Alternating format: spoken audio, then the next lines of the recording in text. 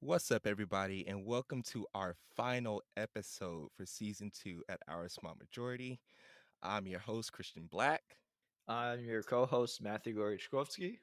and we got the whole gang with us right now. We have everyone from Did You Know? We have our editors here, our social media coordinator, the own infamous Petty LaBelle, and we just came together to just give a review of what we thought about this season, what's to come, and all the crazy things that's happening inside the world right now.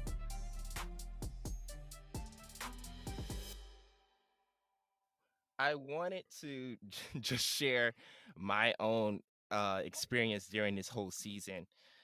I didn't think we would get this far, especially when it was just me and you, Matt.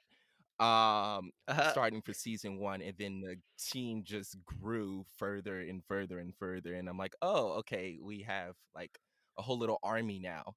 Um, so I'm really proud where season two went, and even the extensions for the side mhm, shows that we ended up developing.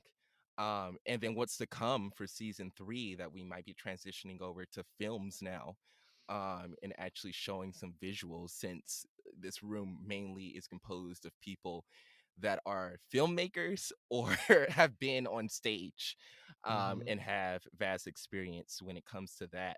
um but Matt, what did you think of this season, and what do you think might happen for the third one that's coming up? I also didn't expect for us to build such a great team. I did kind of expect us, just me and you, to be for the long run and just doing interviews for however long. Just because we were that's kind of how this started when you went to Denmark and did those first couple interviews. That's where Hmm. the idea first originated. So I had a feeling we'd just be doing it by ourselves for a while. Uh, but then during our break between season one and two, we just kind of kept growing our team, and it's been so much better ever since. So that's really exciting. For season three, I'm hoping that we can start doing video. We're that's what we studied in college, and that's what we've been doing. So I'm hoping that we can actually start doing like mini documentaries. Maybe actually filming LWL, because I think that would be so fun to watch. Yeah, yeah, um, we might even start making our interviews going through video, but I think we'll probably still be doing recording, just like virtual interviews for now. But yeah, I'm really excited for season three, whenever that happens. yeah, definitely. And um when it comes to just little white lies, I didn't expect that to grow and actually be a thing. um Oh, girl, I almost called you petty. Imani. I can't.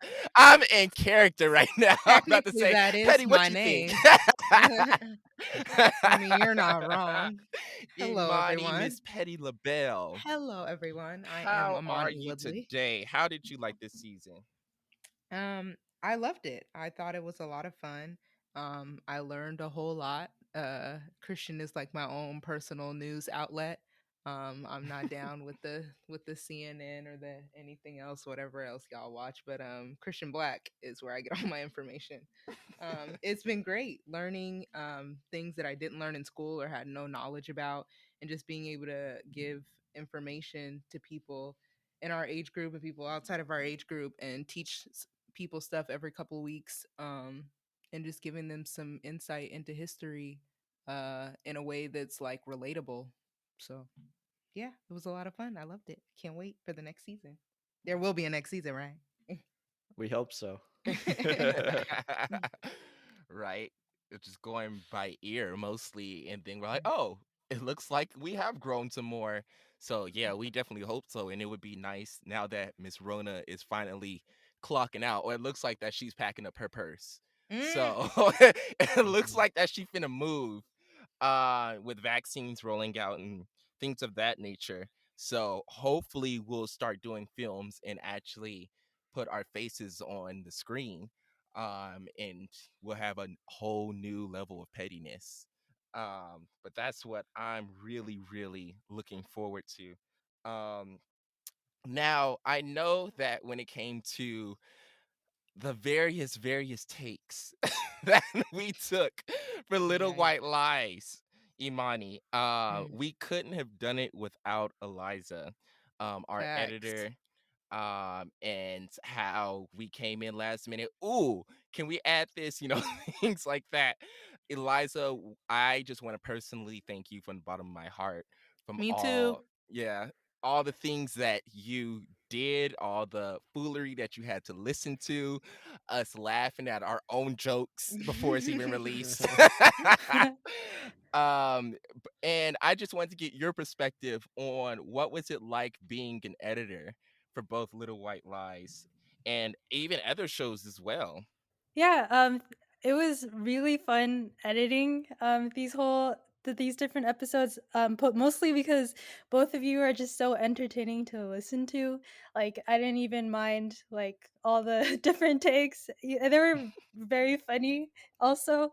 But also I liked editing Little White Lies also because the stories were entertaining and they were like something new that I haven't heard about, whether it be like the original Charlie and the Chocolate Factory story or like what happened at Bruce's Beach, and actually like seeing like these stories, like working on these stories and then later on seeing them like happening on the news or like updates about those stories were pretty interesting to me.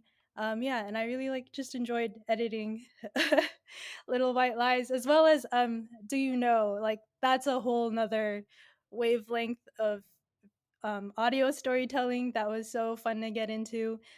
Corey really um, brought the whole story together, and then just the record, like listening to the recordings and like putting the listeners into the story through different mixes or like through like the ambience. I don't know. It was just fun. Most definitely, most definitely. And it's sort of like you get an inside look or you find out before anyone else, especially I know in regards to like Bruce's Beach, like Yeah. how that was sort of our first episode and our little pilot episode, if you will. And me and Imani were like, I don't know about this one. Let's try to rewrite it, blah, blah, blah. And then the news came out and was like, oh, no one's heard of this beach and blah, blah, blah. And everyone inside this group was like, I've heard of it. I saw this. So it was really exciting. And that really gave a push for that episode to be revamped and released for the public to say, "Oh yeah, this is some news right here, and this is also the part that the general media left out."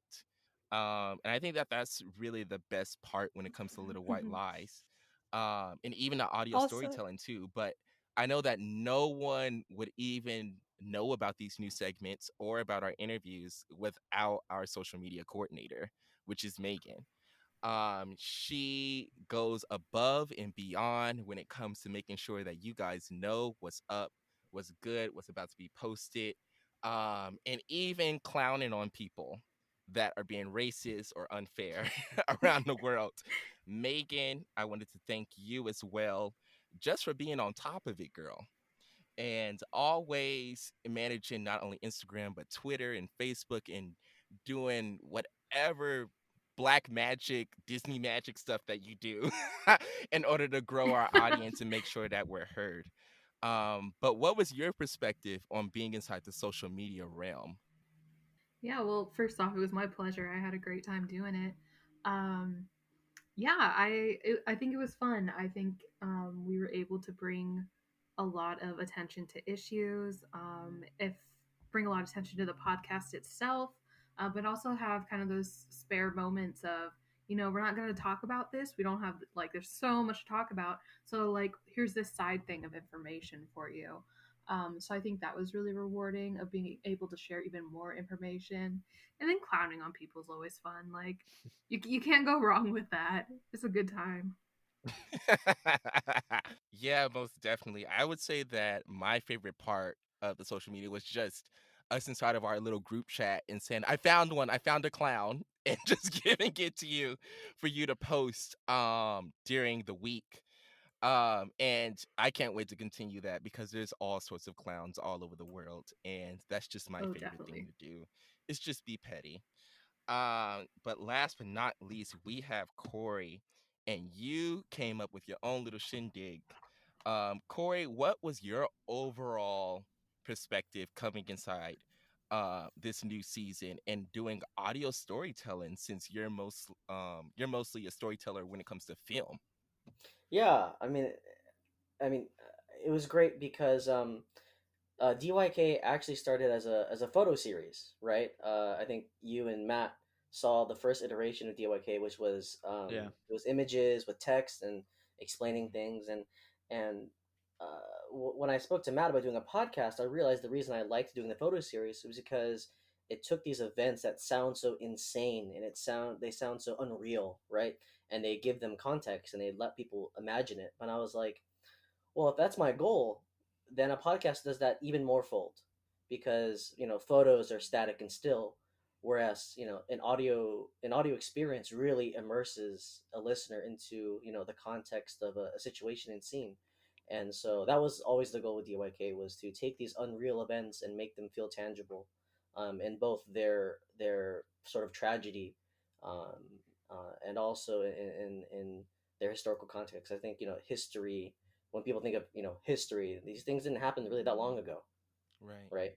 right. So yeah, I thought it was a great season in terms of testing, um, how to best integrate an audience into a scene with sound, um, and it was also a great exercise for me on how to find sounds. I have found so many obscure YouTube channels that are dedicated to just the most obscure, like, niche sound effects. Like there's a like one of our episodes, I needed the sound of like an old Model T, and I was like, there's no way I can find like a noise for that. Oh, yes, And you then I found can. I found a YouTube channel dedicated only to Model T noise engine sounds, which I thought was hilarious.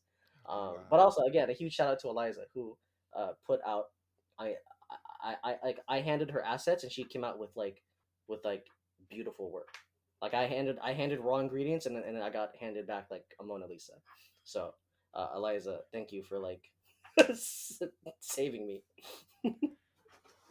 Right. Definitely. Like we just for both Eliza and Megan, we just dish out all sorts of crap as creators and storytellers. I'd be like, here you go, can you make something of it? And they end up making something about it. And I think that that's really the beauty of this group as a whole is that we end up making a story with the smallest lead, with the smallest post, with the smallest, oh, did you know about this thing? Or did you know about that? Or rumor has it.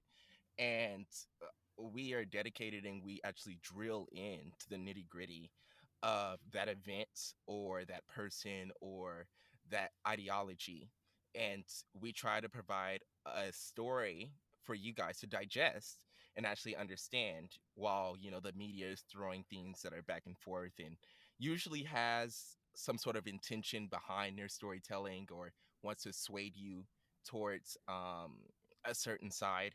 Um, so I think that what I appreciate most about this group is how authentic we are. Um, yeah, I enjoyed everything about this season, and while this upcoming season 3 is happening, I'm excited for potential filmmaking. I'm excited for more stories, more segments, wherever, whenever that might be, after this hiatus. But before we go, while we're talking about stories in advance and things that are happening around the world, all inside the news and stuff, I just wanted to know y'all as a group, y'all perspective, all the crazy stuff that happened around like maybe the tail end of 2020, and then how nothing sizzled down here at 2021, and people are still being, wild.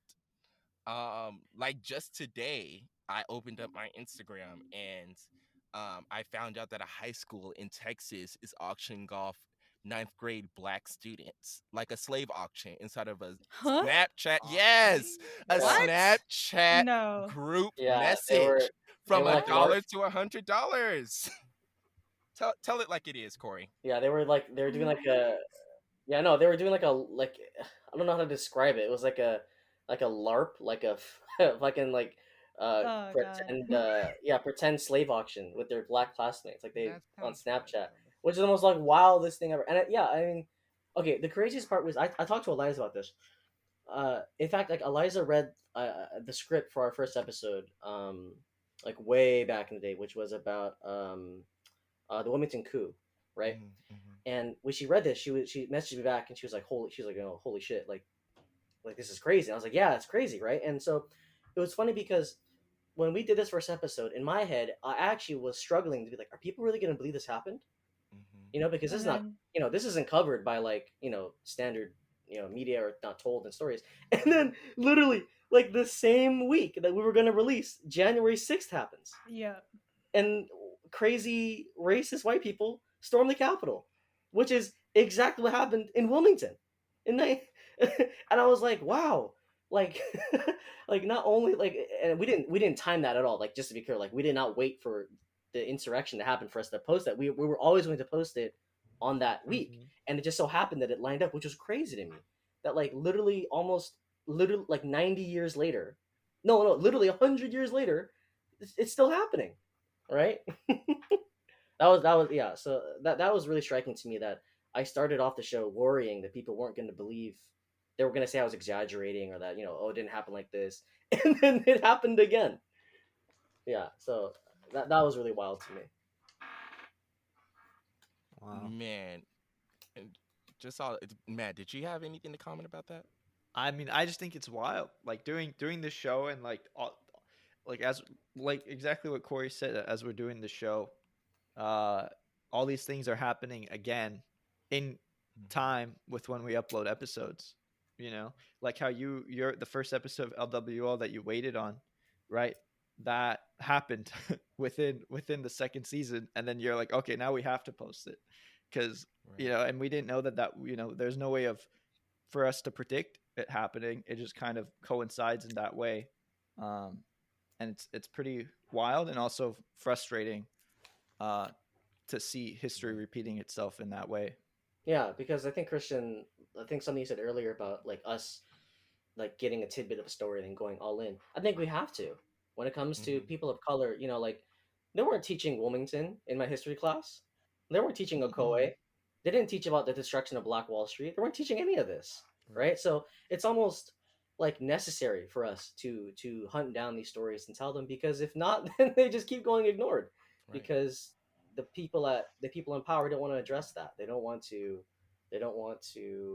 acknowledge that things happen, and only like and if it does get acknowledged, like in the case of Okoe, it takes like 100 years, literally. Like the city apologized finally to their residents after on the 100-year anniversary, Mhm. right? And they still won't, even with the apology, they won't even consider things like reparations or giving back the land that was stolen, Right. right? So like Right. it takes 100 years. I had this quote in DYK. It takes 100 years to get an apology. How much longer for reparations? How much longer for actual justice, right? And it's crazy. Like, I think the main reason why history ends up repeating itself um, is due to two things. It's a lack of the appropriate policy and actual practices that need to be put in place when it comes to our government, and a lack of education and exposure of what really went down 100, 200, 300 years ago. Um, and people will throw out like all sorts of solutions, stuff like that, like, oh, give me free healthcare or give me this or give me that or blah blah blah blah, and which I'm all for. Like, there's a lot of stuff that should be free inside of this nation that isn't. But when it comes to the complex policies and the complex laws and bills that need to be put into place and how long it takes, it can be daunting at times. And Megan, I want to refer to you for this because not only are you a whiz at social media, but you do have a background when it comes to political science. Um, when it comes to being educated inside politics and actually making sure that these policies or like certain policies actually go into place, what is the general population missing right now today? Like, That's such a when big you like question. when you see, yeah, like when you see like that Twitter post or like someone saying, we should move this thing over here, like Patrick star mean? Like, Mhm. what like goes off in your head? Like, it's not that simple though. Yeah, so it's such a hard dynamic to be like, educated in the political system but also hate the political system. Because it's like you know how it works, but you also are like, this shouldn't be how it works. So when you're kind of speaking to how slow the process takes, it was designed to be that slow. Like it was designed to take a long time. They didn't want like crazy changes happening like all the time. So the process, go to the Senate, go to the House, go to the president, like there's so many steps. And that's why we don't see a lot of change happening. And it's the same reason, you kind of spoke to, we don't see fundamental change in our government. Then of course we're going to see history repeating itself because we're living by the same laws as we were 200 years ago. Um, so I don't think the people are missing anything. I think they're frustrated with a system that's no longer efficient. Mm-hmm. um and I totally um encourage people to become more politically literate. Political literacy in this country is an absolute nightmare, so a lot of people don't understand what's going on, but they know they're angry, and that's completely valid. When a country's not working for you, you shouldn't have to know the intricate proceedings to have a country that protects you, looks after you, and you feel safe, living in. Right. Exactly. Well, it's funny And because like, oh, sorry. no, go ahead. Jump in. No, it's funny because like Megan's right that like the way our system is set up, it doesn't allow like quick change. But that's only if you're progressive. Like the Republicans, dude, they swapped out Ruth Bader Ginsburg and her body was still warm, dude. Like they affirmed Mm-hmm. they affirmed her replacement real quick. But yet when it comes to things like Medicare for all, or we can't even have a conversation about these things because Republicans control so much of the media conversation because the media and politics in America are so skewed right? Whereas the far left here are really just normal politicians everywhere else, Mm-hmm. right? Like Bernie Sanders is a moderate in Europe, right? Right. So it's also I think the reasons why things are so slow is because the system is not only built that way, but it's controlled by people who don't want to change, right? Mitch McConnell would rather Mm-hmm. uh, give another tax cut to the richest 500 companies rather than see anyone get any kind of care in America. Like literally, no Republicans voted yes uh, on Biden's bills for COVID relief, like nothing across, like in the House and the Senate, nothing, right? So the system is built to be slow, and it's gutted even further by people who are in power with privilege and don't want that privilege taken away. Right. Yeah, I think that definitely plays into it, but that's like a whole other thing of yeah, it's true. Democrats here are like the center of European countries. We are just so religious and so conservative in this country that everything has just come to a standstill. And then there is this issue with Republicans will do anything, they will bend to any rules to get what they want. And the Democrats are so like, we have to be rules, rules, rules. This is how it works. They're not willing to do the same. So it's great, we might share ideals about healthcare with some of them, not all of them. Healthcare, taxes, like that's great. But if you're not willing to put in the work to get those things done, like what are you doing? Like, I hate the Republican Party as much as anyone, but like they get shit done. No, You no, have they to do give them because that. yeah, They because get things done. They know how to market their platform. Like somewhere in that like evil group, there's like this tiny seed of genius. It's like that evil genius thing. But well, Democrats are just like too polite to do it's anything not about it. it's not even just polite. It's like they have some kind of it's like this neoliberal obsession with fairness that doesn't exist. They're like, Mm-hmm. oh, like Joe Manchin's like, I'm not gonna kill the filibuster because we can't be too partisan. I'm like, bro, did you just watch did the last 4 years? Were you like asleep?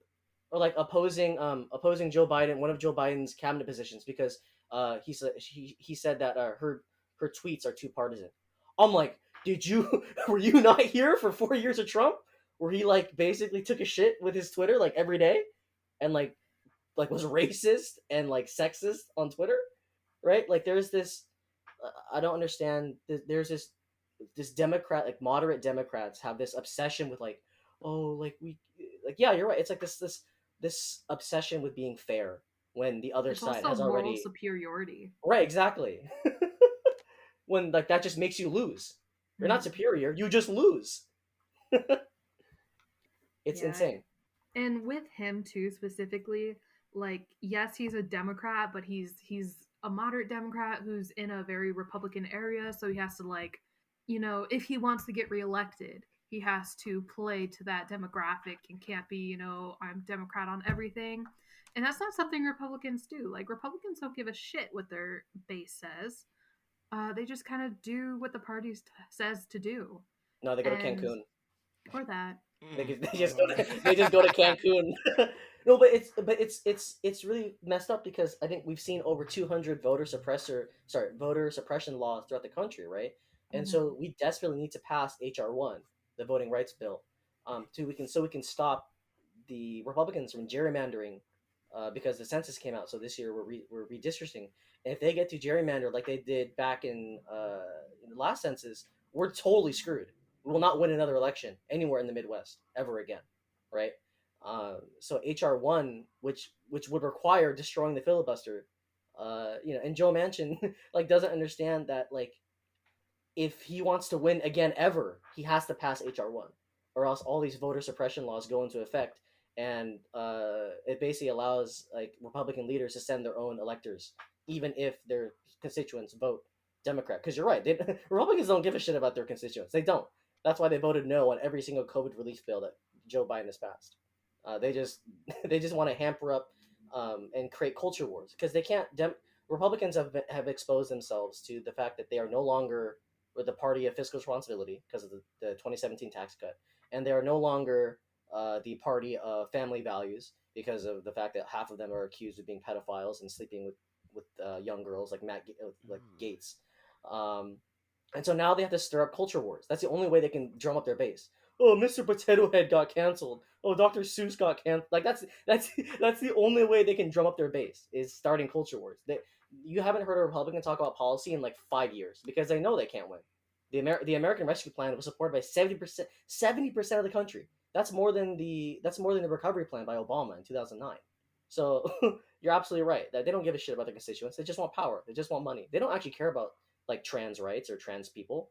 They just want to vilify and create an enemy so that their base can go out and vote for them. So you're totally correct. I When it know. Oh, comes to, oh well, give me 1 second, Megan. yeah, yeah, yeah. I'm gonna jump in for here because it's that word right there when it comes to culture. And when you get like really in the weeds for politics and things like that, politics ends up being everywhere when it comes to everything's political. That whole phrase, everything is political. When it comes to sports or entertainment or movies or food, or everyone has a hand inside politics. And I think that on the flip side of the coin, when it comes to being politically literate and informed, um, going back to that whole education um, statement that I said earlier, I wanted to expand further when it comes to education, not only inside the classroom, like learning your ABCs or being inside AP history during high school and things like that, but actually being educated through culture or through pop culture or through entertainment and things like that.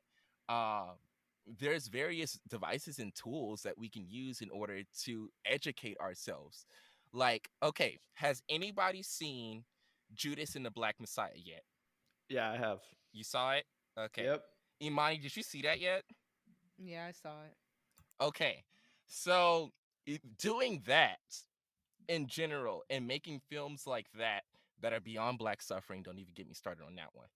But making films that actually explore the historical context of this nation, the true historical context of this nation, would not only help educate people but inspire them to be politically literate, because it's going back to that whole statement that said earlier, why is history repeating themselves?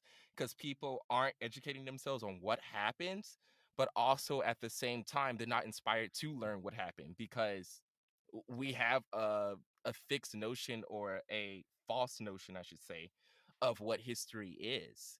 Um, and Imani, I wanted to tug on you a little bit when No, it comes no, to, yes, you. no, I'm please. coming after you No, thank just you. to be a little petty here. Oh Because we had boy. a whole ass conversation about this while recording Little White Lies and how movies, films, and art can be used as a device in order to inspire not only Black people, but marginalized communities in general. Like, I just want you to explain some of your concerns or maybe even some frustrations that you have when it comes to creating films that are a part of historical context. Um, that's a tough question. Just because I feel like the films either can go one of two ways. It can be really uplifting and educational, and we understand something, or it like perpetuates stereotypes, which I think is the problem, and something we mentioned in our episode about when it came to the film industry. When it comes to using film and art as a device Hmm. in order to educate and inspire people to be politically literate, what are some concerns that you have or frustrations that you have while you consume media today? Well, that's hard for me because I will put myself on the spot and say that I am politically illiterate, I guess, about a lot of things. I don't like to deal with politics because I find it frustrating and annoying and geared toward a set of people that I don't know. It just doesn't. I feel like it looks at one side of the coin a lot of the time, and um, Hmm. I don't know if the film industry is doing enough, like you said, in some aspects to tell all parts of the story. There are some movies that do better than others. Um, it can be inspiring to get people out there to start doing more, but I wish that they would not perpetuate so many stereotypes in movies sometimes. I think that I don't know, you don't want a movie that's like 10 hours, but like we need to do better with all sides of the story. I still feel like a lot of the movies that have political backgrounds still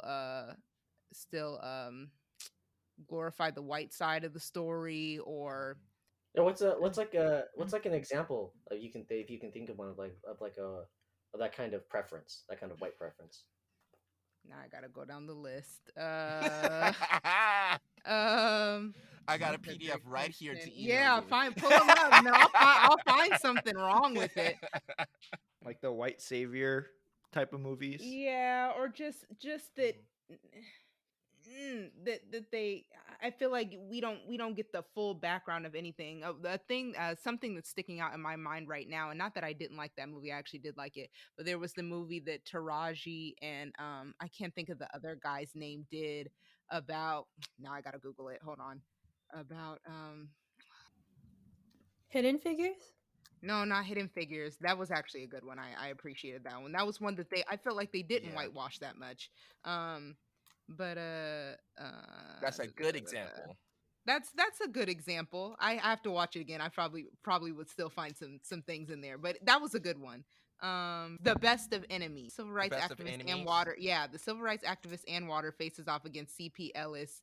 The he was one of the leaders of the Ku Klux Klan. They did a good job with the movie, Mm, and not that it didn't come to a good conclusion, but they also it. I mean, I don't know. I'd have to do more research on the story, but it felt like one of those hmm. movies where it's just like, and together they all come to a conclusion and they're all friends, Right. even though he was definitely a leader of the Mhm. Ku Klux Klan and he Oh, supported black I know people what and you're blah, the talking blah, blah, Green blah, Book, blah. about. the Green Book, the Green Book. That's another movie. That's The another Green Book was also another, yeah, yeah, where that's another like Yeah. that's they another false like both sides are peaceful movie. Like no, right, dude, what like are you no, like talking about? they played that man out, like especially I'm like, the scene that irritates me the most when they wouldn't let the man eat in the restaurant, but he was supposed to play there that same night. Don't I can't. right, Wow. And we're Just yeah. okay stuff with like that that.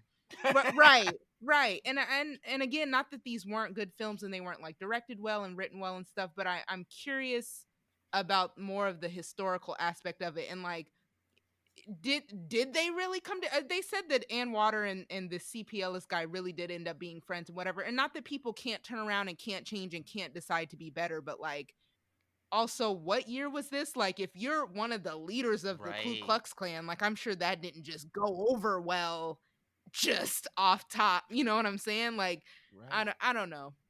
I It's mean, stuff like that where I just wish, you know, everything doesn't have to have a pretty picture at the end, and I wish they would tell a little bit more truth or explore more backgrounds of both sides, particularly the black one.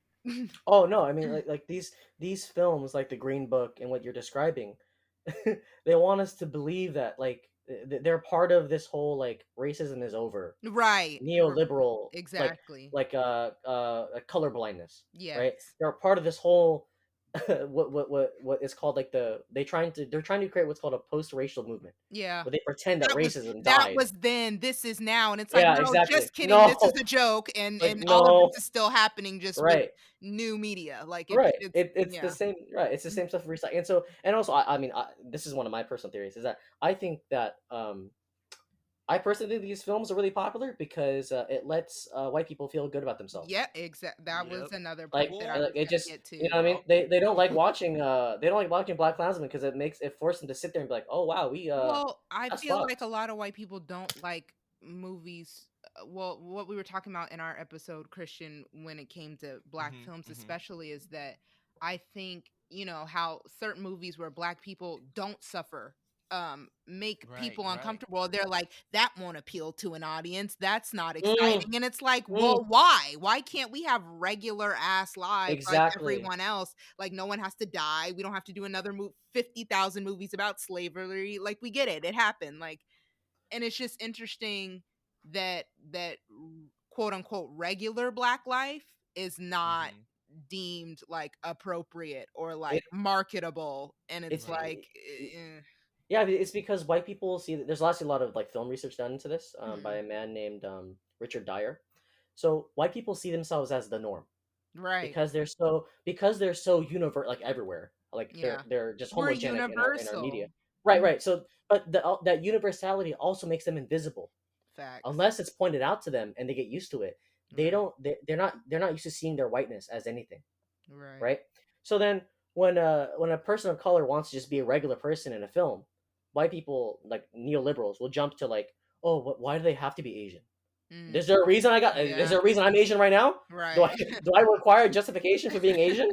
Right? And so but they never ask that for a white actor because to them that's normal. Right, To them that is they don't know anything else, Mhm. right? So when a person of color wants to be an actor, they require justification. right. Right. They require, and this doesn't just extend to race. It also extends to sexual orientation. True. It extends to gender. Oh, why does this character have to be trans? Right, Because they are. right. What? Or Why do I why need do to give you why a do we have goddamn why reason? do we have to get an actual trans person to play this character? I don't know. Maybe be fucking Right. respectful. Like I just Like, maybe because there are trans actors that would actually like to play this role, and somebody right? instead of a cis Mhm. white person doing it and pretending to be something that they're No, not. don't worry. Emma Stone can look half Hawaiian. Don't worry. I can't. Ah! I can't. He You didn't Ah, do know. it. Yeah. And then they say you're being too political when you do that. Like, right. Right, because it's always an excuse. it's because it's because they enjoy, and also because most neoliberal moderate white people live around other white people in suburbs, right? And so like the mere bringing up of any kind of race, bringing up anything that's out of the norm, it freaks them out. Right. And so, oh, you're being political. Like, no, this is my identity. This is who I am. Well, you know what I mean? Because they get uncomfortable because of their universality. They think of themselves like, oh, like it's not about me anymore. It's And so not about therefore, you, but if a black person tried to play a prominent white character in a movie, it'd be a whole fucking oh, uproar. absolutely, yeah, Right. Like, yeah. I think which they're so used to being centered. right. They're so used to it, Mhm. and when they're not, it freaks them out. Like Christian shared this interview that this British lady did with Toni Morrison, and Oh she was like, man. she was like, will you ever write about white people? No. And she was like, no. Toni Morrison was like, no. Why? Like, like, Toni Morrison had a great response. She's just like she looked at this British woman and was like audibly blinked at her and said, "You have no idea how racist that question was." Right? And this white lady just couldn't fathom why that was racist because she didn't understand how she was once again speaking to one of the most prolific Black authors that ever existed, and just said to her, "Why don't you write about white people?" Include white people in the Right, story because white people they're are always in the story. right, exactly, because they're so centered, right? They Mm-mm. become so centered, and that becomes their norm, right? We talked about equality to somebody with privilege feels like oppression, right? And that's where we go into this whole thing of like the pie chart of civil rights, where they think civil rights are a pie chart that more for them, less for me. No, not how that works. A rising tide lifts all boats, right?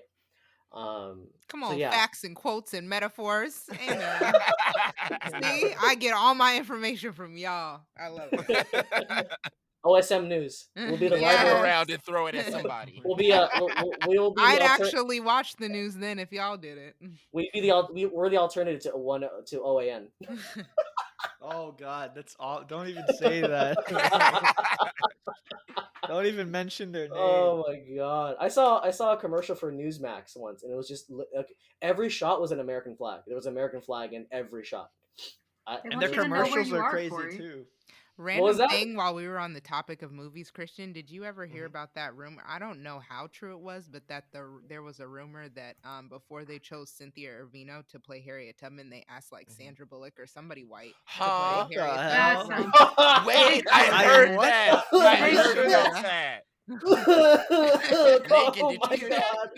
Wait, I have how would not that even work? heard that. What? We all want to know how that would work, but I'm sure that it happened. Oh my God! Can you guys imagine like the YouTube trailer comes on? You've heard her story, but now see it live, and it's fucking Sandra Bullock. Bro, I want to see that just for comedy's sake, you know? Like I want to see the backlash, like the whole the Pepsi thing. I think she specifically turned it down because she was like, "You're not about to put me in this." Oh no, trap. I think her agent told her, "Don't do this." Her agent was like, "If you want a career, say no right now." Yeah. Oh, that's hilarious. That's hilarious. But yeah, there is. Absolutely. Yeah, there's. Wait. Oh my Eliza just God. did the thing. I told it's Julia Roberts. Eliza Julia Roberts, I say too. I thought it was Sandra Bullock. Somebody. Oh Lord. See? Eliza's like, here is actual article proof for you. Facts. This white woman. Okay. I'm just like, you know what? It must have been mighty dark when she was rescuing them slaves. This is really funny. Mighty dark. The photo they put, the caption for the photo was so funny. Julia Roberts left and Harriet Tubman, right? Like that was gonna provide some context for them being what? I don't even. Yeah, so I mean, this is how a perfect. would this even work out? Like, I don't. They don't care how it works out. They don't It's care. marketed Money, to them. This is marketable. They're like a famous actress. We can make it work. We'll put her in blackface or not. We just blatantly won't give a damn and just like make the movie. Can you imagine she has a British accent too? I mean, I honestly would not be surprised. They slap accents on everything to make it better. An attempt to make it better. But yeah, I mean, this is a perfect example of like white centering, of how it's so fun because it's a feedback loop, right? So white actors are popular because white people get all media attention, right? And they're seen as the norm, right? So then black stories and stories from other people of color get pushed to the side, so not as popular, and it feeds back. It just keeps feeding over and over and over again, right? So they create their own demand and they supply it, right? Which is it's. But you know what's funny, Matt? Yeah, call me out. No, I'm not gonna call you out. I think Matt next on the list. No. I was saying because Matt has been around other like filmmakers and other situations in which he has very, very, very, very like looked around at himself and was like, wow, like this is a very inequitable situation. We're surrounded by only white people, or somebody says something that that somebody thinks Matt will agree with, and like for example, like if Matt was an executive at like a big distribution company like this, Matt would never ever suggest this, like not in a trillion years, even no matter how profitable it could be.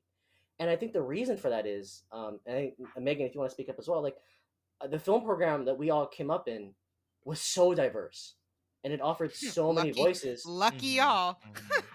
Yeah, but like, oh no, I know, super lucky, but it's because it was built that way. Like, our professors are queer.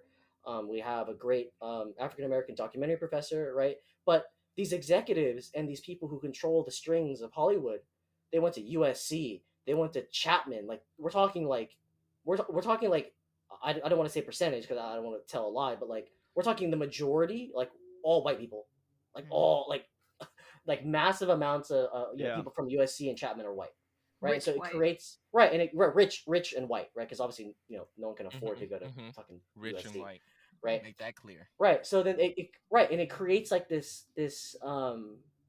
barrier, right? This white bubble where they never get exposed to they don't talk to people of color, and so they think this is okay, Right. So I really think that if we were be able to diversify our education, right? Because I think that's what helped me too, right? Learn about queer issues and feminist issues, right? Because there were so many women in our program, right? That it really helped me understand and see a viewpoint that I don't have, So I Mhm. think that's a really big way we can help fix these issues. Is just we need to find a way to diversify our sources of education, not only with our classmates but with our professors as well, who's teaching us, because those I perspectives agree. matter too. Yeah, shout out to UCI Digital Filmmaking. Let's That's go. how we all met. Even Imani, it's because Christian did a project and Imani was acting in it. So all I think all of us came together because of that program. Word. So it's great. Also, was I remember it was so because Digifilm was so different from like that was my first experience in film, uh taking those classes, and then I went on like eventually I went on an actual set outside of Digifilm, and it was just like I it was weird because I had a culture shock. Even though I'm white, I saw it and I'm like, these sets really are all just white people like Mhm. on these sets. Every single person. There was one black person on that set, and he was like a background, actor or dancer or something. And I felt very uncomfortable in that setting, even though I'm white as well. Just I because, like, can't imagine working in that setting. yeah, I'm it's so it's I'm very so Welcome to true my that the film life. industry, Oh but no. I'm so But sorry, Eliza. Like when you start working on like these higher, it's unfortunate that with my experience, the higher the budget, the wider the production. It's super Word. unfortunate, but it's like I worked on this thing. I can't say who because I NDA, but I was the only person of color, the entire team. Mm. How many Like there was women were there? there was a producing team in America, there was a producing team in Britain, there was a ground team that I was a part of. Uh, Across all teams, I was the only person of color, and mm-hmm. and I was like I got like everyone's lunch. That's You know unfortunate. what I mean? Mm. Right? So even if we are able to get into the room, it's usually in these positions of servitude, Right. Mm-hmm. right? And that wasn't even your job either It to wasn't. get lunch, My and job you was were the the one. DIT. My That's job was to be true. the DIT, We and Yikes. I had talked And still to get about lunch for everybody. we talked Call him about out. that in our movie episode too, about how like the power positions are not given to people who look like a good handful of us. Like it's just Mm. it sucks that all the green lighting power and all the executive decision making is made by people who don't have our best interest in mind, and we have to get their permission to tell the stories we want to tell and do the things we want to do. And it's like, how are people supposed to get move forward that way? And people are doing better, trying to create their own avenues and their own production companies and blah blah blah, but there's still like so much more to do. mm-hmm. That's why I'm so there's a happy with lot, things like man. Array. Have you heard of Array now? Yeah, Ray's That Yes. Ava fantastic. DuVernay Ray's fantastic. started. Like, Yep. that's amazing. I So we worship need. her. Mm-hmm. I mean, yeah, you see, I think the one, I don't want to say side effect because I mean it shouldn't be this way at all, but I think when it comes to filmmakers of color, um, we have really been able to create these really strong communities for ourselves because no one else wants to listen to us, so we'll do it ourselves, right? And I'm just really happy to see there's such solidarity amongst filmmakers of color and like um, these strong communities that we're able to hire ourselves, right? Give work to ourselves, right? And be able to share opportunities amongst ourselves because they're not afforded to us in other means, right? Um, but as much as I'd like to say that, it's also true that it shouldn't need to be that way. you know, a Ray, which is fantastic, in an ideal world wouldn't exist because there would be an equal opportunity for everyone, which is not it doesn't exist in America, Hmm. or perhaps not anywhere, right? Especially not for Black and other filmmakers of color. Um, There was one thing that sort of hit me while watching. I'm going back to Judas and the Black Messiah. Um, Whenever I see like films that actually have black leads and things like that, I'm like, oh, okay, it's cool. It's gonna be a black lead, blah blah blah, yada yada. And it sort of hit me. It hit me after our episode with Pago Matthew, and how Oh I yeah. asked him, "Oh, what is your experience being black in Europe and in Denmark, and experiencing racism and things like that, blah blah." And he was like, "Well, it's definitely not the same as the experience for African Americans or black people that are inside America because he he initially said uh, that being black isn't a part of his identity, which unfortunately is sort of forced upon here Hmm? inside the United States. Like being black and having that suffering attached to it um, isn't a part of like who he is. Like he can't really identify. He doesn't have to like consciously think about it. Like, yes, he does think about racism and things like that, and he does have, every now and again a white Dane come in and say something that's stupid, like wants to touch his hair or something like that. Um, but he doesn't.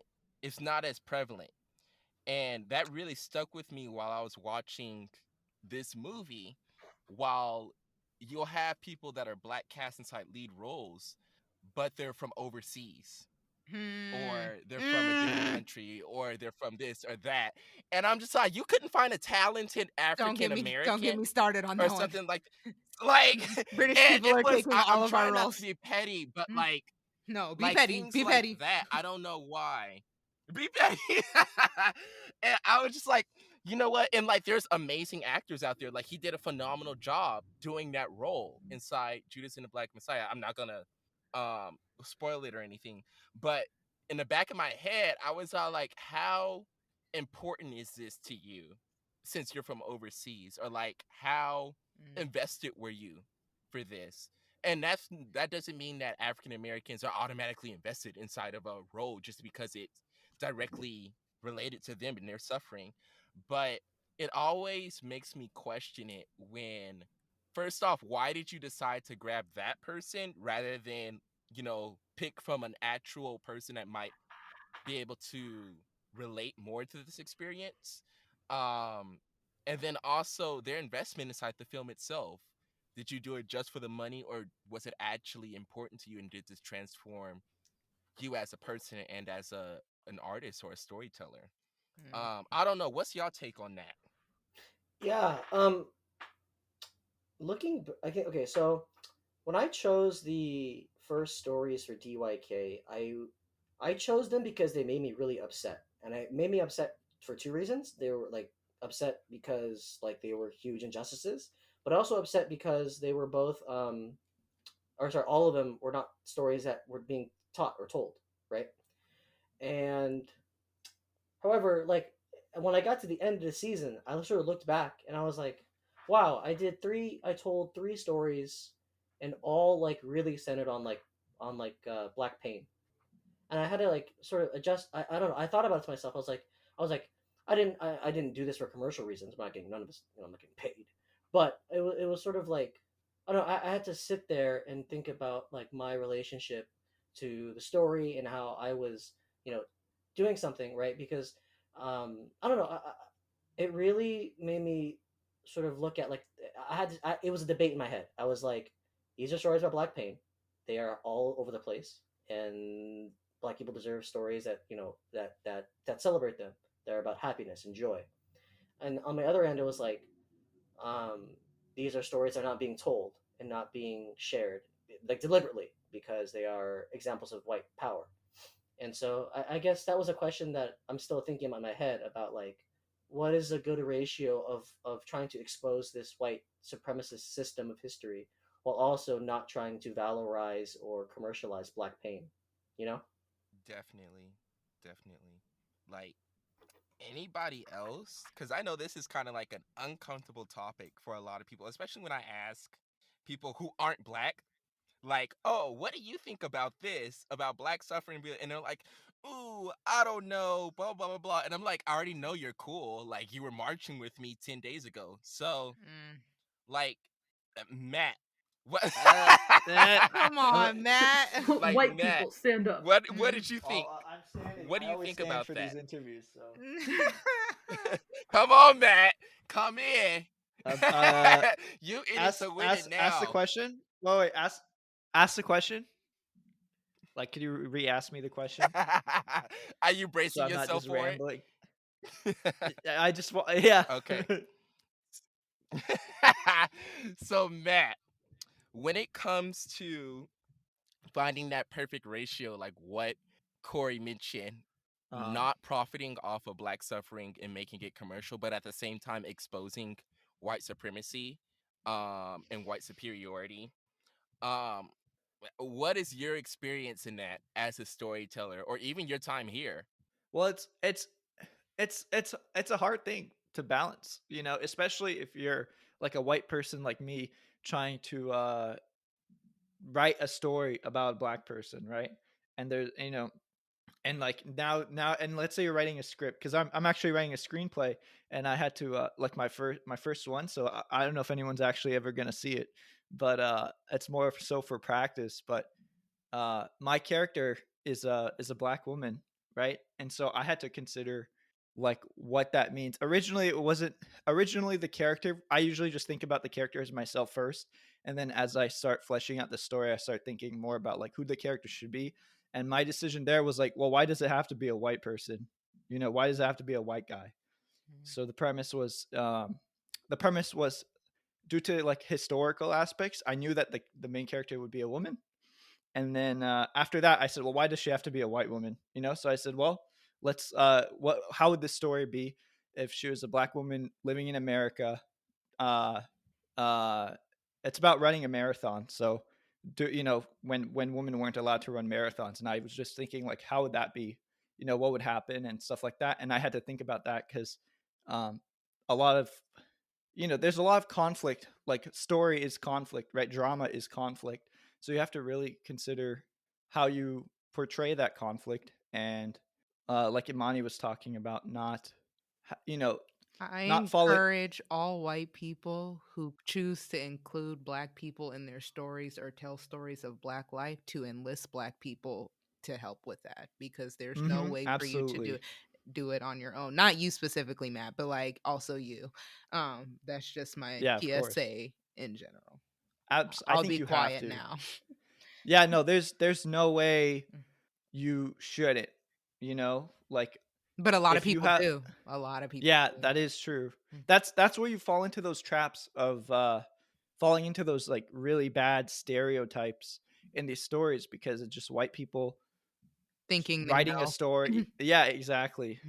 Thinking they know what's going on and how it feels, Right. but they don't. And there's no way there's no way they can actually there's no way they know how it feels, Right. you know, to be a black person living in America. Right. So when they're telling stories, it's impossible for them to do it on their own effectively. And so I think we need more of that for sure. I don't know if I answered your question, Christian.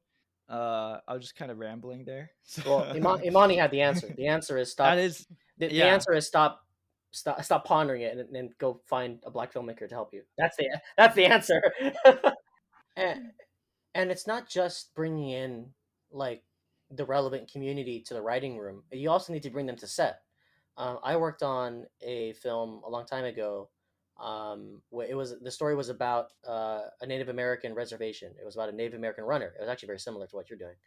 Um, and yeah, they had the script approved by. They actually brought all the talent were Native American, but they also consulted them throughout the entire writing process. Mm. And on set, there was actually a representative from the local tribe who actually came and was like watching us film and watching us, and they were like, "No, no, no, no, like we don't set our table like this." You know what I mean? And they mm-hmm. were a fundamental part of the entire production, right? So I don't think if you're telling a story about a specific community and you want to be truly faithful and authentic and not just harnessing their story for profit, they need to be a part of the entire process. And of course, those people were paid, for their time. Um, so I do think that Amani's suggestion was is that, I mean, that is the answer. It's to Mhm. involve these communities if you're wishing to tell stories about them. But Most good luck with your definitely. script, Matt. Right? I'll be looking out Thank for you. it. Hey, I'll send it if you want to read it. I'll send it to you once if I ever like it. I'm down That if might you be want. in like I'm not an 3 athlete, so months. I might not be the right person to ask, That's but I'll fine. read You it. write scripts, so I know you wrote your script, so I know Oh, you write shh, scripts. So you have. so silent. He's So leaking. He's quiet. leaking in. He's on. leaking You're info. Hey, trying I'm to not. now we're leaking. trying to throw me back under the bus. I'm good. No, Leaking It's info, fine. everybody. Yeah, I only show people who have actually written scripts before my my drafts, because no one else would really Right. understand how to read it properly, Fair. because it's not like a book or anything. So, an extension of that, when it comes to making sure you're authentic or the ethics or, up in line or making sure that, you're not being boo boo the foo when either telling a story Not or a boo boo. post. Not boo boo. Don't be boo boo the foo. But I wanted to extend this question towards Eliza and Megan.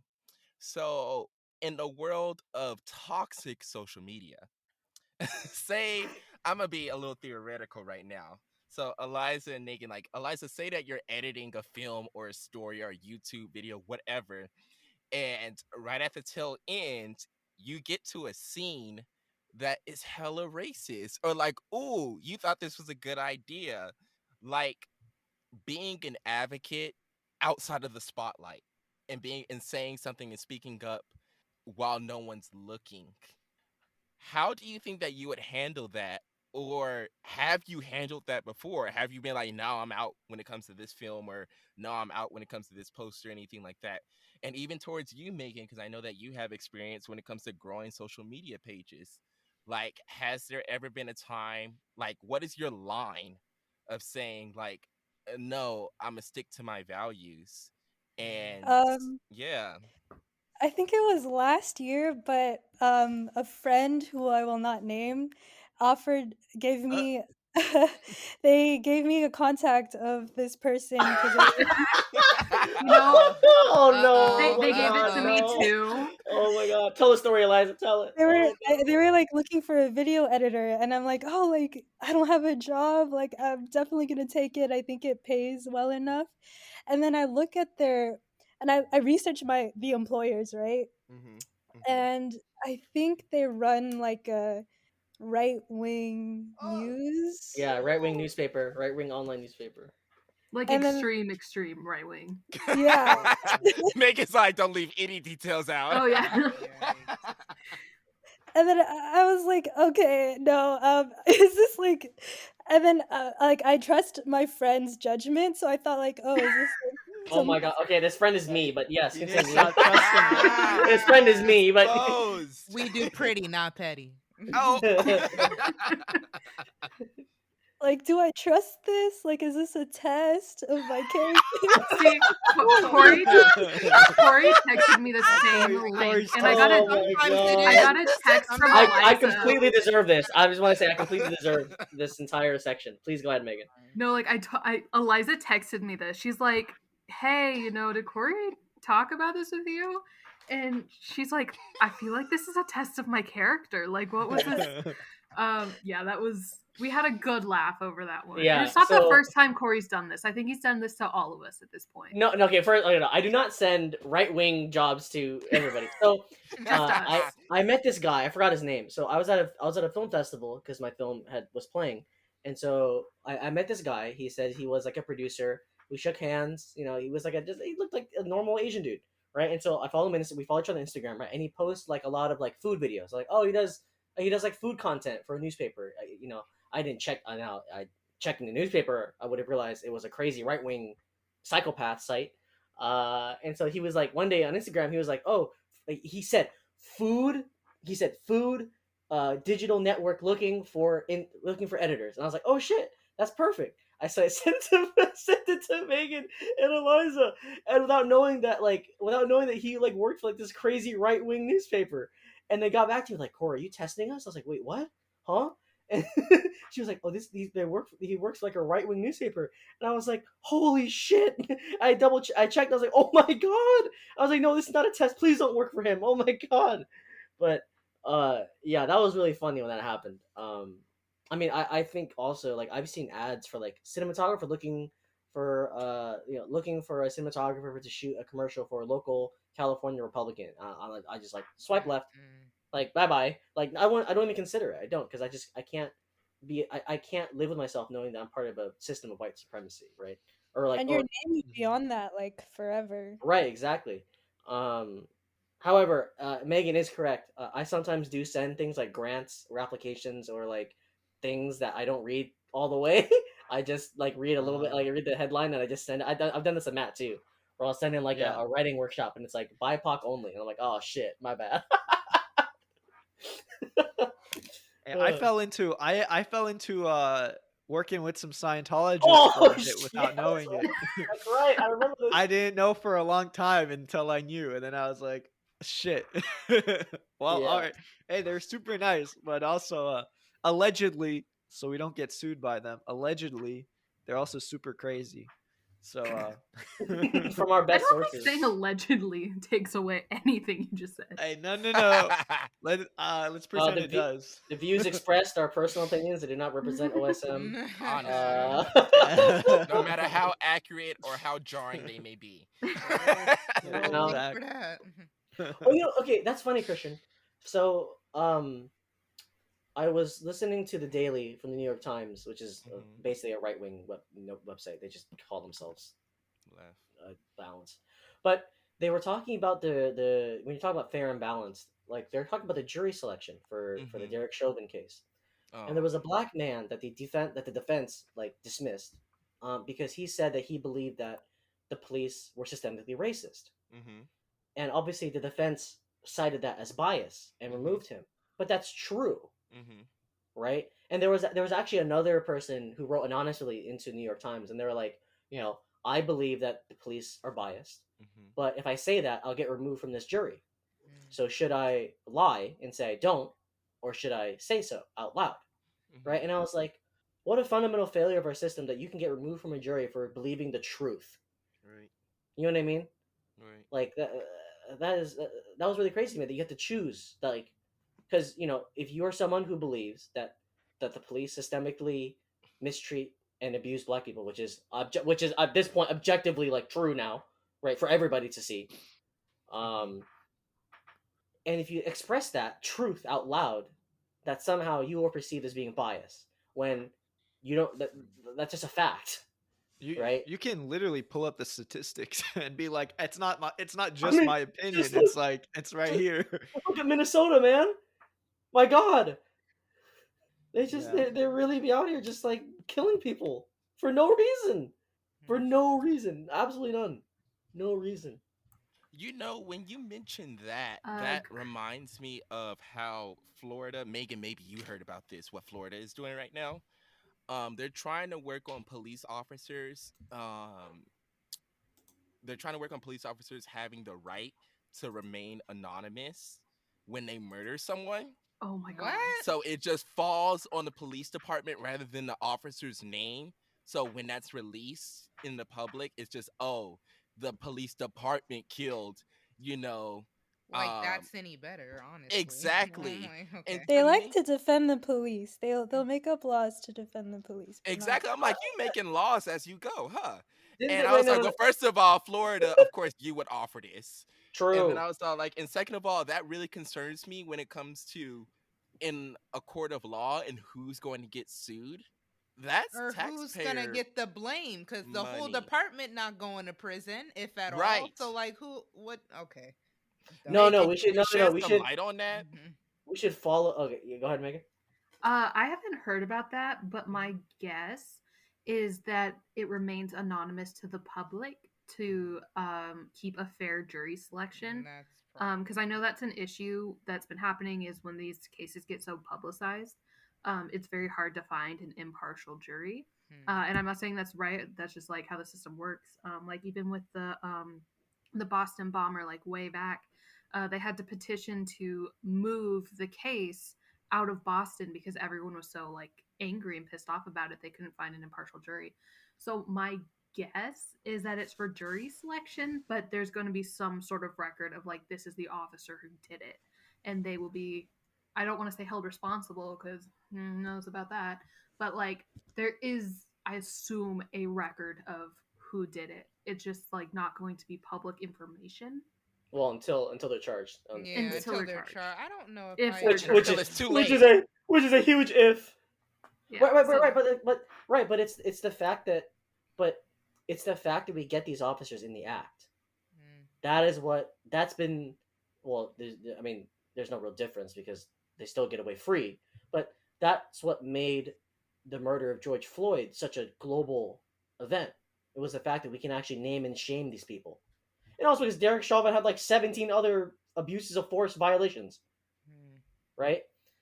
So like I don't know that boohoo, Crimea River.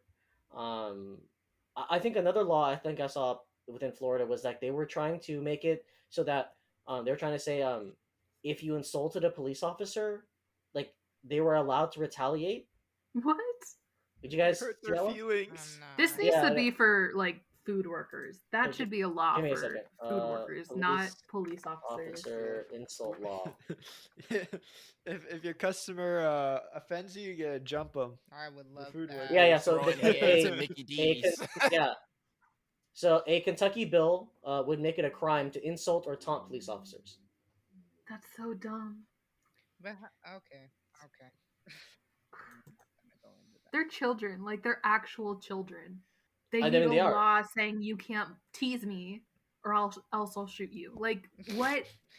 Oh, it Kindergartners sounds so know how to deal terrible with when you this say it better. like that. I mean, it's already terrible, but dang, really? I mean, it's It's- frightening. It's frightening to think that the majority of police officers are people who failed at other careers or had no other path to go. Some maybe wanted to do good, and perhaps now are stuck. Oh, okay, no.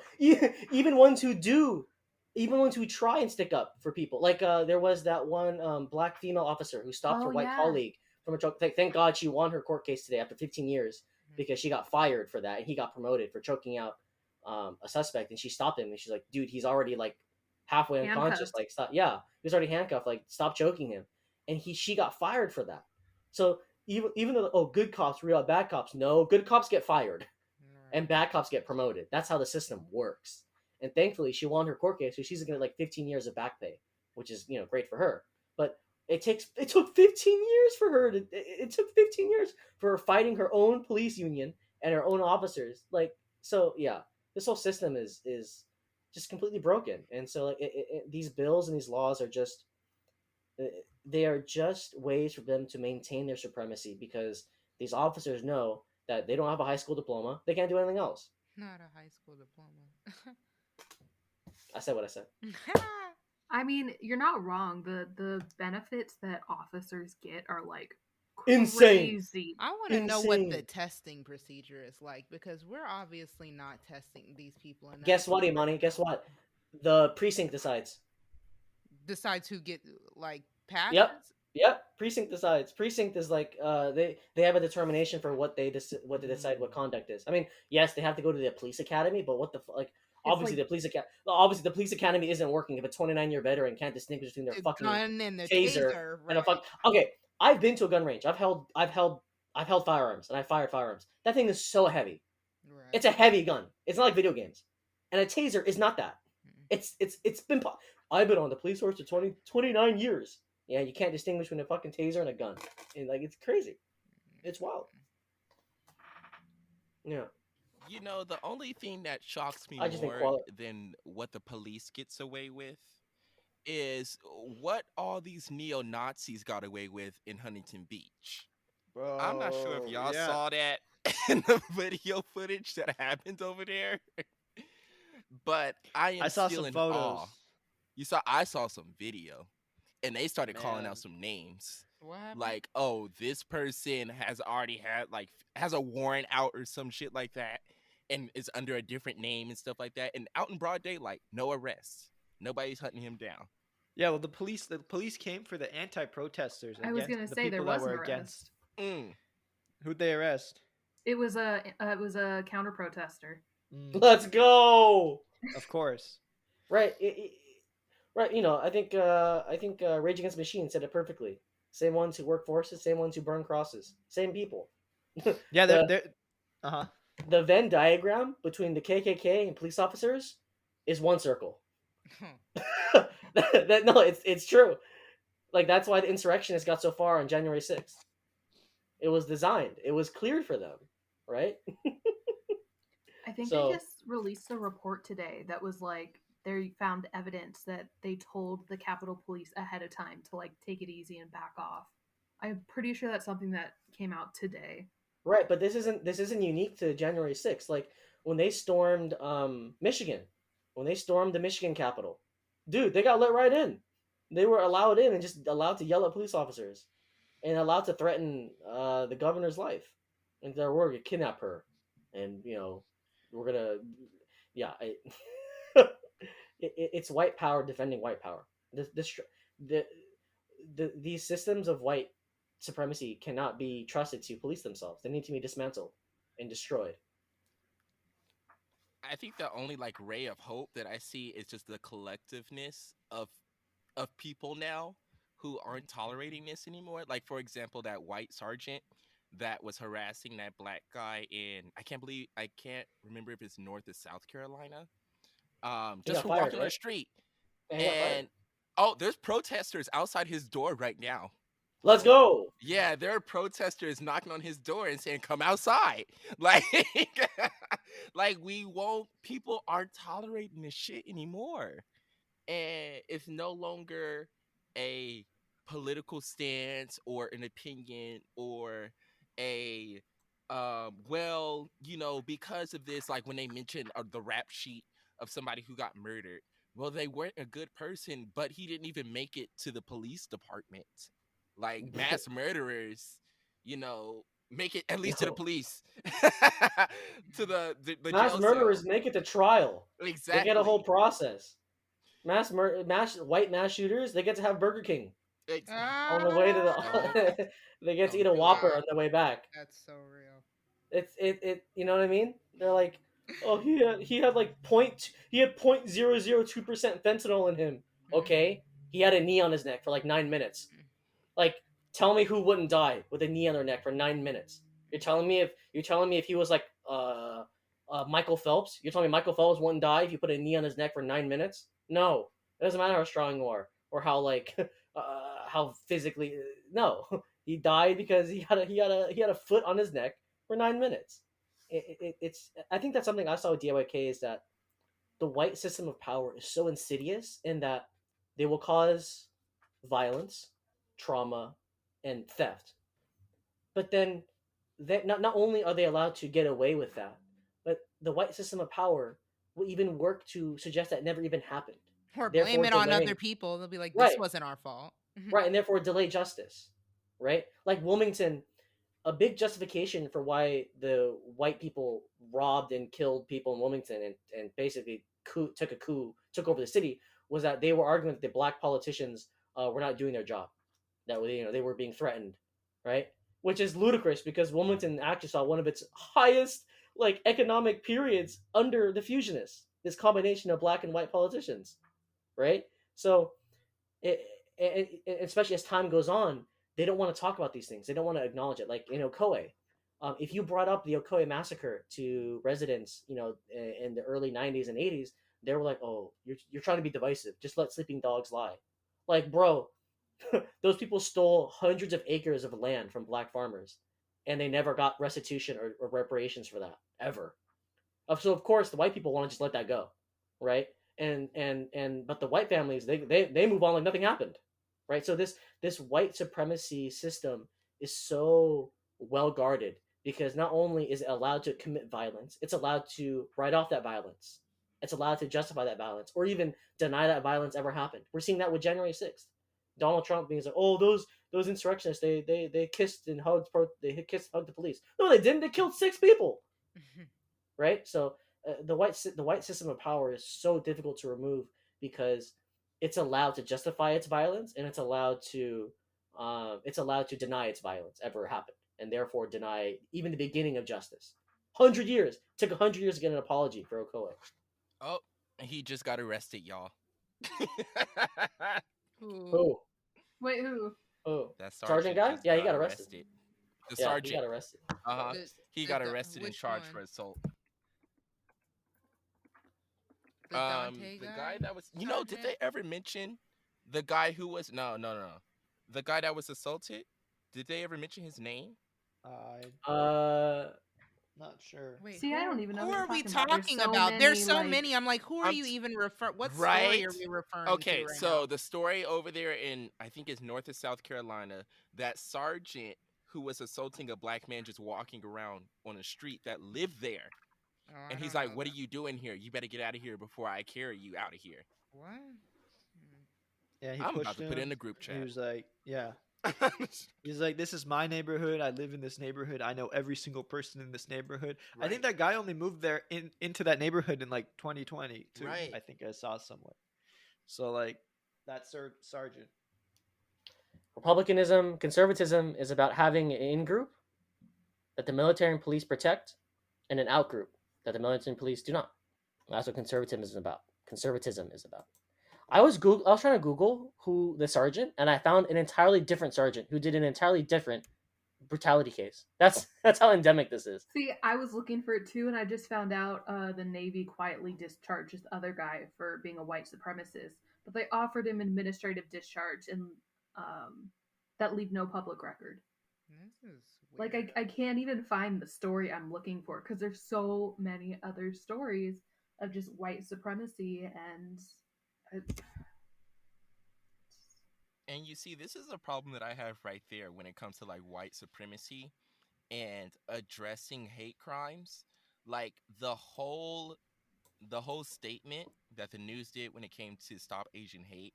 Oh, the black community or Black Lives Matter can be a great ally for Asians or Asian Americans that are experiencing brutality. Blah blah blah. No, how about we address white hate and brutality that white people have been inflicting for the past 500 It's years? Right. it's one Like, community. how do we go about having that be addressed rather than it being a mental illness for the individual when y'all go and shoot up a school? There's there's one there's one community killing the rest of us, and instead of pointing at them and be like, "Hey, you guys should like, get your shit together," they're like, "Oh yeah, Asian people and black people need to be in solidarity." Bro, the solidarity is that you're killing us. Now, let me be very clear. That does not dismiss the fact that there has been a lot of anti-black behavior in the Asian community. I'm actually an expert in this. I actually, this was actually my specialty in university. I'm actually very well versed in the Asian history of anti-blackness. But that does not mean we can't be in solidarity. But that doesn't mean we need to be in solidarity against the entire white community who keeps killing people. I mean, Like, that's a I don't even want to say decades. It's a century-old tactic of pinning two groups against each other so they don't deal with like Their the own shit. overhanging oppressive group. That's what's done with race. It's what's done with economics, sociological classes. Just it's scapegoating. It's always scapegoating. Look at this. Don't pay attention to the man behind the curtain. Are you still looking for that story? I gave up. I heard You- clicking, but Oh my I gave up. God. I couldn't find it. USA Today, like they had the article, but I have to subscribe or whatever. Mhm. That's another thing that like really bothers me and is a reason why this country is so polarized is print media, all the media, like the good quality journalism you have to pay for.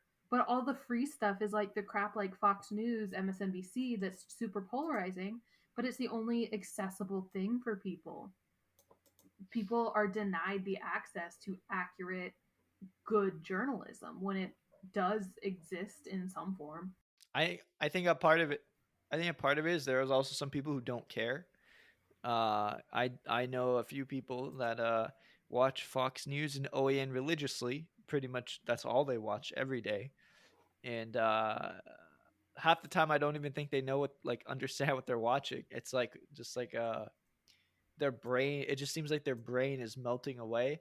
And anytime I talk to them and even show them, there are resources out there that actually study these like uh, news broadcasts and stuff, and which are biased and which are the best to watch. And uh, I even showing that, they don't care.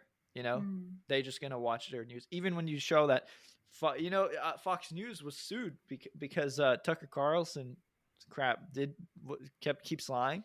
But then Fox News even said, well, anybody watching it that believes Tucker Carlson is saying the truth is an idiot.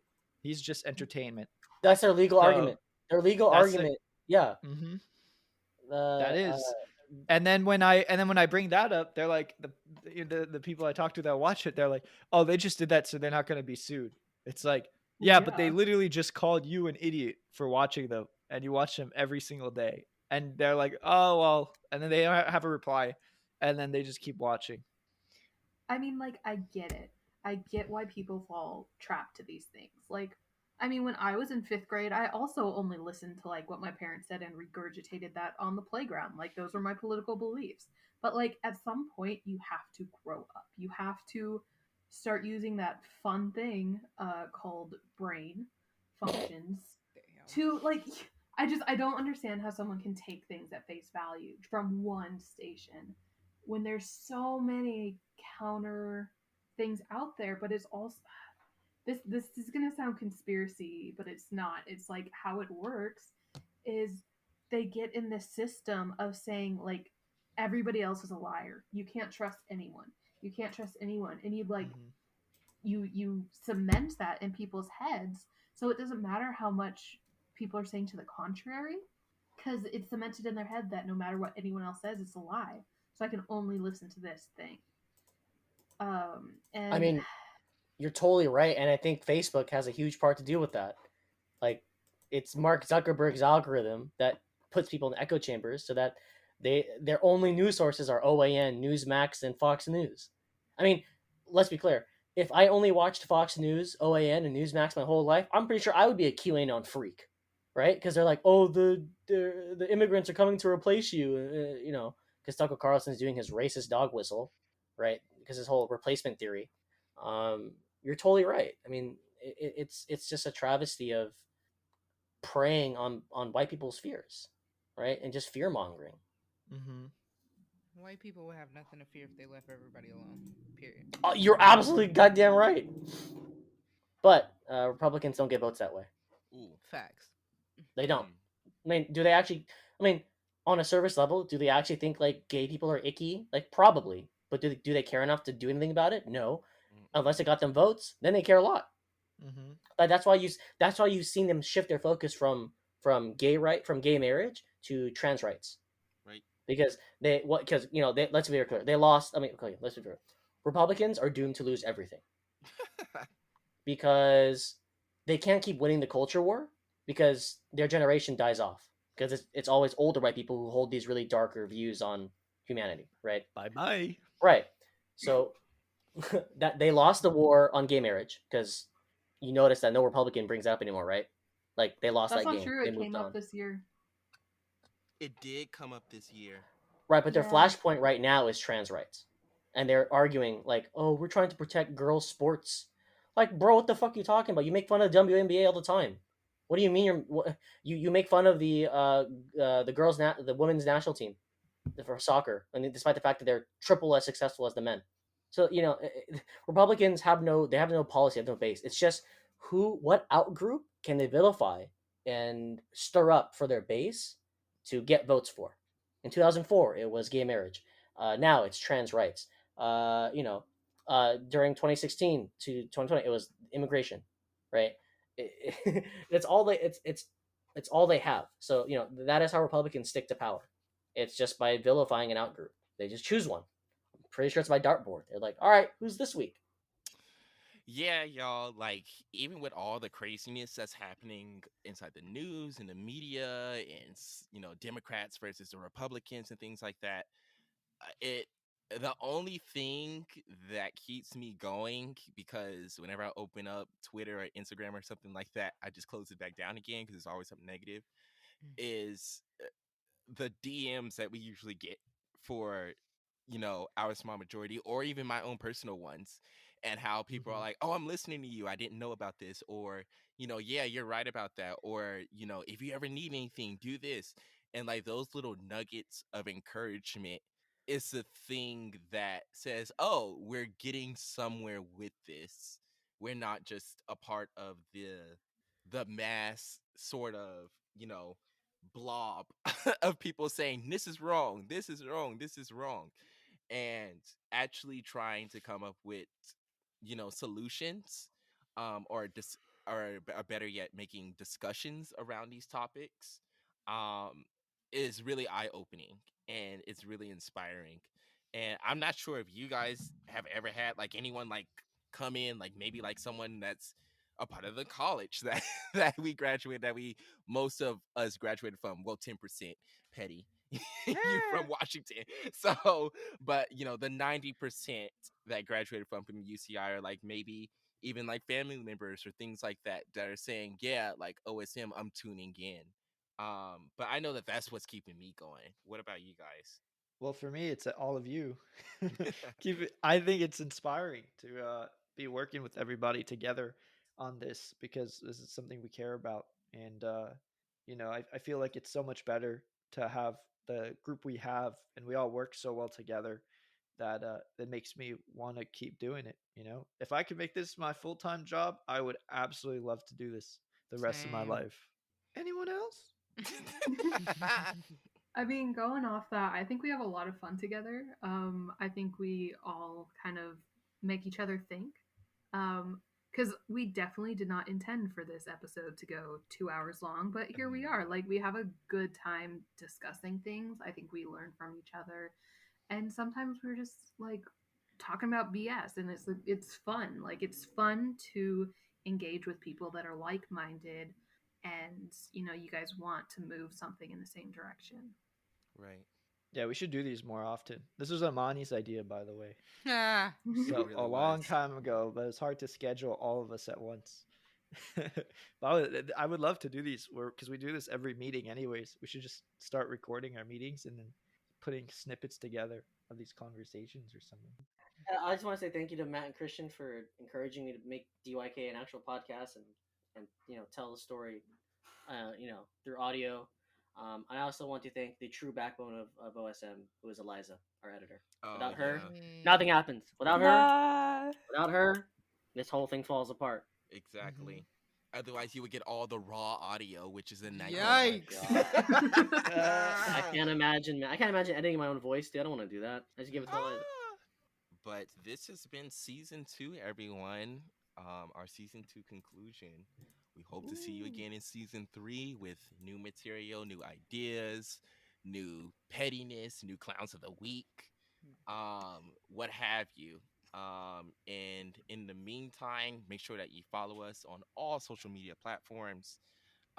If you had like a comment to say about this episode or any of the episodes, you are more than welcome to DM us, leave us a voice message, ping us, be up inside my text messages, what have you.